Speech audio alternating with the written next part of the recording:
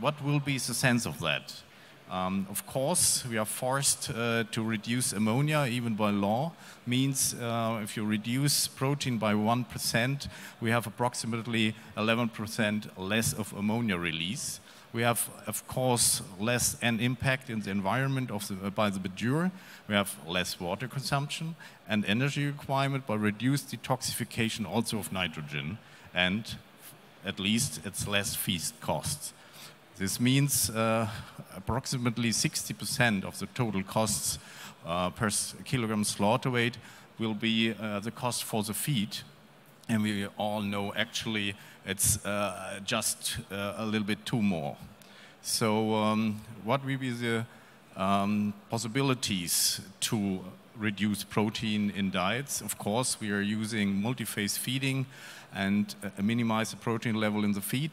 We are able to use free amino acids to reduce the protein level.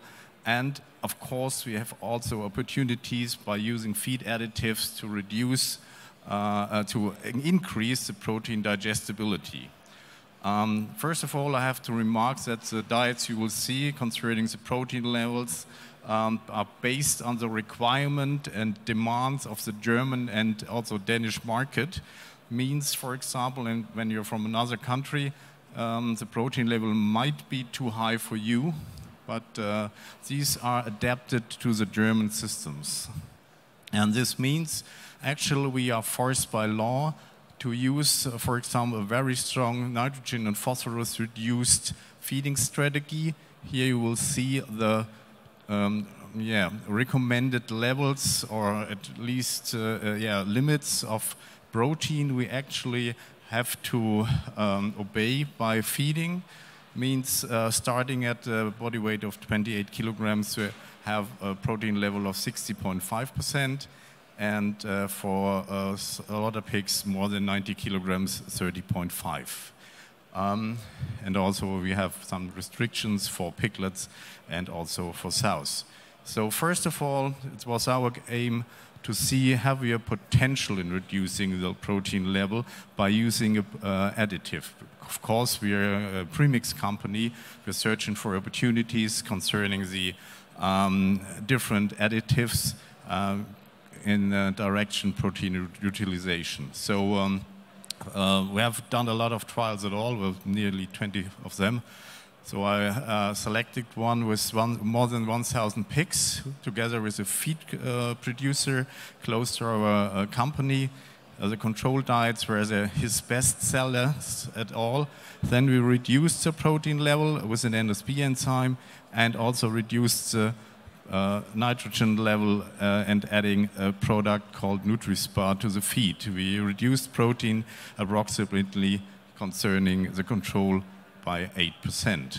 So here you see the levels of the different diets.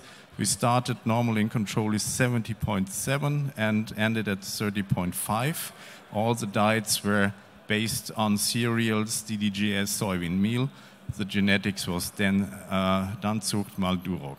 And you see also the levels we reduced go down from 70.7 to 50.5 and down to 12.5. Means a tremendous reduce in protein levels according to the control. And also we reduced the level of lysine per energy for these diets in this trial.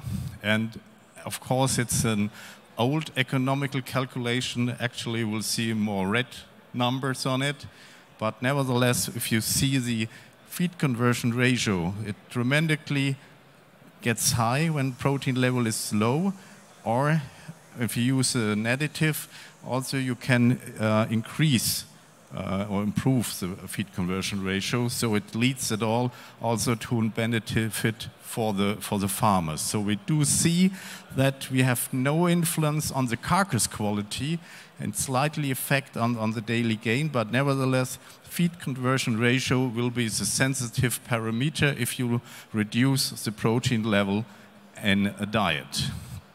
And not only in Germany it works, so also our colleagues in Denmark, they also tested this, because you have also forced by law to reduce the protein levels. So on this farm, we had home mixers, an entry weight of 32 kilograms, and also the feedstuffs were cereals, soybean meal, and for some instance a little bit of whey. And you see, it was a quite practical trial. Therefore, it might be a bit curious. Before he used an additive, he had a level in 2 diets. They do not really make multi-phase feeding in Denmark. They only use 2 diets. The former level was 60.7 or 60.1, and he only reduced it by 1%. And using the additive by reducing the level of soybean meal in this diet. Sorry. So to see what happened with the performance, they performed quite well. There was at least no difference between the diets with 1% less of protein, but it leads tremendously to a reduce of about 8 kilograms of soybean meal per slaughter pig. What is tremendously high. It means 20% of the soybean meal in the diet was saved only by an additive. And so nowadays we also look for sustainable nutrition. So it was our aim also, what will be the red line in protein reducing if you use, for example, an additive. And this may also have other positive effect of the environment. So we also tested if there is a possibility, if we have the measure to the means to reduce protein in the diet, to get rid of any protein feedstuff in the diet for finisher pigs. So in the finisher phase, we made a trial and without any protein source, despite the protein in the cereals. Means cereals and mineral feeds. This sets all. And we started with at 90 kilograms. So we calculated at that time with a protein level of 11.6 for finisher pigs.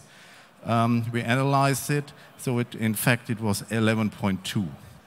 So you see, the other parameters were quite near to our calculation, but we have a difference in protein between the calculated and the analyzed, also in the control diet. It was tremendously low, of course. Actually, when we do such a kind of trial, we will be here with 10%, because protein level in cereals this year in Germany is quite low. So also we reduced the level of lysine per ME, and what was clearly shown that we are able to get rid of any protein source in the last diet up 90 kilograms. And you see, you know that concerning the amount of total feeds they consume after 90 kilogram of live weight, it's a tremendous effect on costs and also on environment at all. And it was only a game also of daily gain, not of carcass quality. So the next step for us to make more experience with practical diets was to switch over to the most sensitive species of pigs concerning protein levels, and these are at least piglets. So we also made a trial. Normally we have a level in our trial farm. In the control diets, we use 2 control diets, starting with 6.5 kilogram of live weight to nearly 30 kilograms. We start with a level of 70.5% of protein normally for both diets, and we only made a trial and reduced the protein level by skip out soybean meal down to 60.5. We do not add any synthetic amino acids at all. Just skip out a little bit of soybean meal, no supplementation, only reducing by less soybean meal. And in the control, normally we have full dosage of NSP enzymes. You know that for some instance also they NSP enzymes claim to have also an effect on protein digestibility, nevertheless phytase also, and due to the reduction of phosphorus, we also have normally now a higher level of phytase also, and you know that it's also claimed that when you have a higher level of phytase, you have improvement of digestibility of protein, of different amino acids by nearly 10%. So also to have to take this in consideration. But nevertheless, we here compared this NSP enzymes with an additive, and especially it's what's quite astonishing for us, especially in the first period, starting with, in this case, 7.4 kilograms to 60 kilograms, we saw a tremendous difference or effect, whatever you would like to say, in this period. So we have a difference of nearly 700 grams in using this additive, and also you see the feed consumption also was a little bit higher by reducing the protein level. So based on this results, we can clearly claim that there is an effect. And on the other hand, also we had less losses.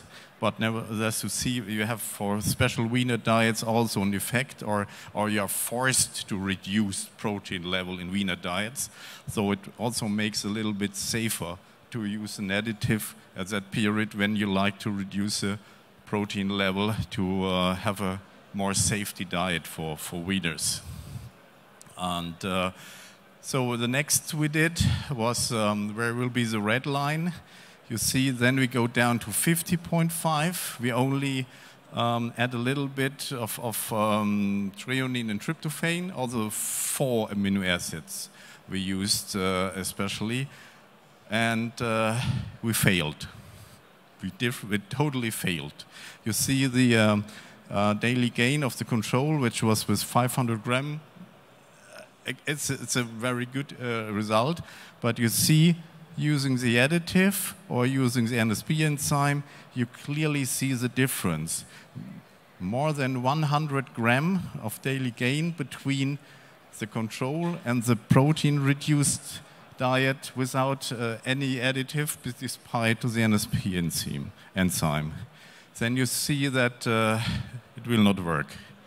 Go down to 50.5%, and also we had more problems with ear necrosis, and it was not at least quite astonishing, but we just like to see if there's also an effect in probably increasing the feed intake to compensate a lack of protein. As we see it in the slaughter pigs, clearly, when there is a lack in protein, they start to eat more.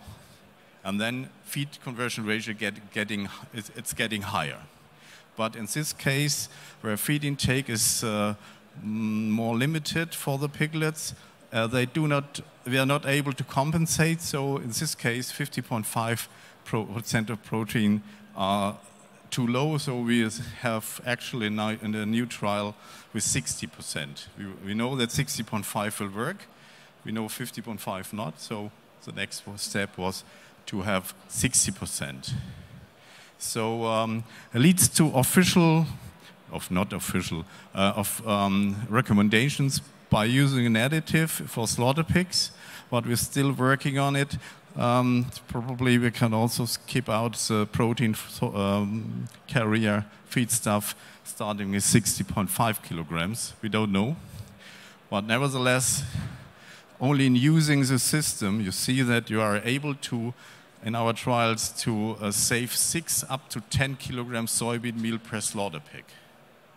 And we did a little calculation concerning that, with this potential of 6 up to 10 kilograms soybean meal less, down to what it means in truckloads, what it means in hectare in Brazil. We have did this calculation. You see that it's more than 130,000 hectares minimum saved in Brazil. but it's a tremendous number, but at least it's only 0.33% of the total actual cultivated area. But nevertheless, transporting this amount of soybean meal, you also will save, and you have this effect, more than 500,000 liters of diesels by using such kind of additive. We have to take this into consideration, and means also in a CO2 equivalent of more than 1,000 tons. And also our colleagues in Denmark, they have another parameter concerning the effect of protein-reduced diets. They have this global warming potential. It also means CO2. And also we have to see this factor called LUC, land used change.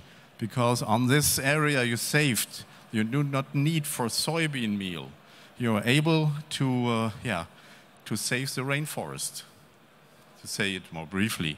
So we have to see that not only it's an effect of cost by or less feed costs by using an additive to reduce the amount of protein sources in the diet, but also we have an effect on at least on an environment. And our findings to conclude this at all is despite the level of protein, carcass quality was not influenced. Strong lowering the level of protein, feed intake gets higher and feed conversion rate worse. There is a potential in skip out protein feedstuffs, more than 90 kilograms of body weight. And additives, of course, will have an effect, and protein-reduced feeding will make a difference for sustainable animal nutrition. So thank you very much for your attention.